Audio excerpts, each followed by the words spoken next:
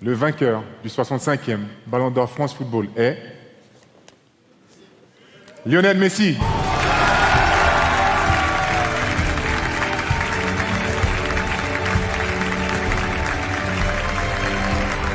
Quiero también decirle a Robert que es un honor para mí pelear con él. Creo que te merece tu Balón de Oro, que el año pasado todo el mundo está de acuerdo que fuiste el ganador y creo que Fran Fútbol debería darte tu Balón de Oro que te mereces y tenerlo como te lo mereciste y te lo ganaste el año pasado, así que ojalá Fran Fútbol pueda otorgártelo y tenerlo en tu casa porque fuiste justo ganador. No se pudo hacer por el tema de la pandemia, pero creo que tenés que tenerlo en tu casa vos también.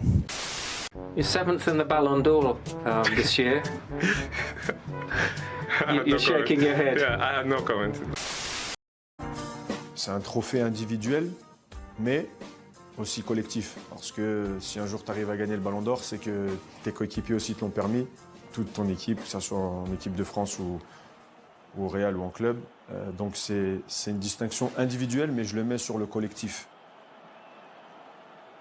Déjà, c'est bien d'être dans les 30 joueurs du monde.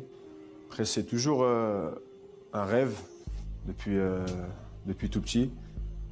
Comme j'ai eu beaucoup de rêves, signer au Real Madrid, gagner la Ligue des Champions, gagner des titres.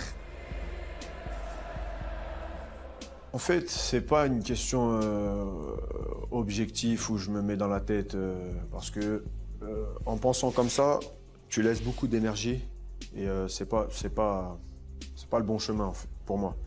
Mais le plus important, c'est ce que je fais sur le terrain, en fait. Vous l'auriez mis dans les 10 ? Je l'aurais mis déjà devant des joueurs comme Sergio Aguero, je l'aurais mis devant Kevin De Bruyne. Il a mis 10 buts en Ligue des Champions. Il a marqué en finale de Ligue des Champions. Il a été extraordinaire. Ça a été le deuxième meilleur joueur de Liverpool derrière Mohamed Salah. Lorsque je vois Mohamed Salah, par exemple, et que je le compare à Lionel Messi, sur la valeur intrinsèque, Lionel Messi est le meilleur joueur du monde, l'un des meilleurs joueurs du monde.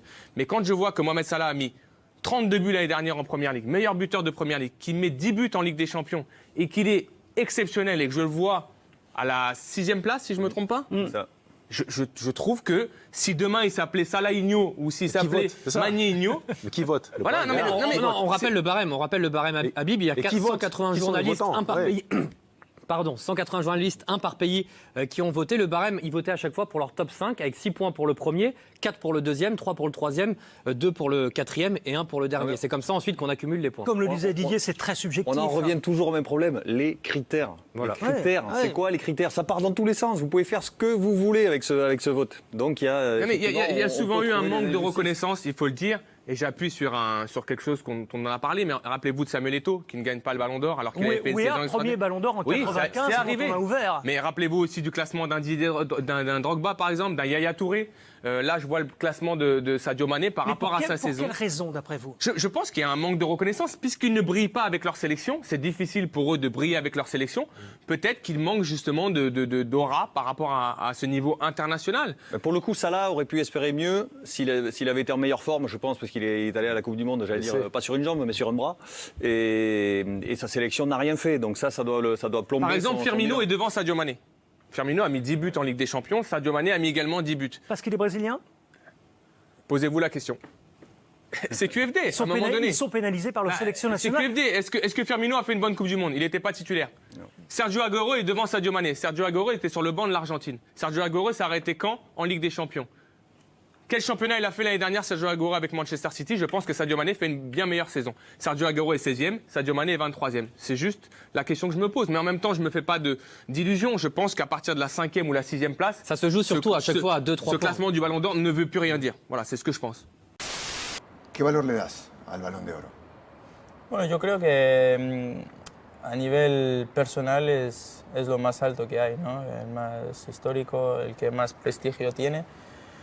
Claro, pero soy también un jugador que piensa más en el colectivo que individualmente, ¿no? Pero sería, yo creo, algo muy bonito para mí porque por todo lo que he pasado en mi vida, sobre todo de irme a los 3 años de de mi familia, de separarme, y de los 13 hasta los 18 años, que es donde firmé mi primer contrato profesional, pues fueron momentos difíciles y nada, solo por eso ya sería algo increíble para mis padres, para mis hermanos y para mí. ¿Sueñas con el Balón de Oro? Sí, sueño, no tengo miedo de decir, claro, sueño con el Balón de Oro, con la Champions, con el Mundial, sueño con muchas cosas, con tener 3 hijos, entonces son sueños que te dan motivación cuando te despiertas a la mañana y que hay que intentar conseguir. Sé que causó mucho revuelo y enfado el que no estuvieras en la terna del The Best. Prácticamente era ilógico, habiendo ganado el Mundial, habiendo hecho la temporada que habías hecho. ¿Qué te pasó por la cabeza cuando te llega la noticia? No solo mí, sino también otro francés, no sé, no he entendido, pero tampoco he estado ahí dando la vuelta para saber el por qué, ¿no? Pero era sorprendente que no haya ningún campeón del mundo. ¿Te mandan mensajes tus compañeros respecto de la votación del Balón de Oro? No, solo que nada, que sobre todo después del Mundial, ¿no? Que felicidades, pero no hablamos mucho del Balón de Oro.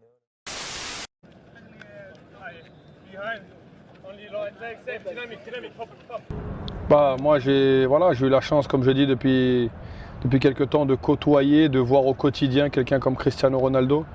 Et donc voilà, pour le travail qu'il fait, pour la personne qu'il est et pour l'année qu'il a fait, je serais très heureux qu'il le remporte. Maintenant, si on regarde les titres sur la saison, je pense que ça va être quelqu'un qui va remporter la Ligue des Champions ou je sais pas.